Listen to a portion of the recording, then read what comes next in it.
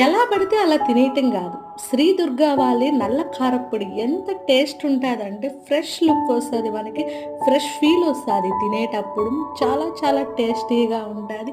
దీని కాంబినేషన్ జీఆర్‌బీ నెయ్యి చాలా బావుంటది. స్మెల్ గూడా మనకి నెయ్యిలాగే ఉంటది. ఈ 2 కాంబినేషన్‌లో నేనైతే ఈరోజు దోస ట్రై చేస్తున్నాను. ఇడ్లీ ట్రై చేశాను సూపర్‌గా ఉంది. అందుకోసమే అలా కారప్పొడి, ఇలా నెయ్యి వేసి ఆ 2 కాంబినేషన్‌లో అలా అద్ది ఇలా నోట్లో పెట్టామంటే ఎంత టేస్టీగా ఉంటదంటే మాటల్లో చెప్పలేం. పల్లీల చట్నీ టిఫిన్ సెక్షన్ అంటే పల్లీల చట్నీ.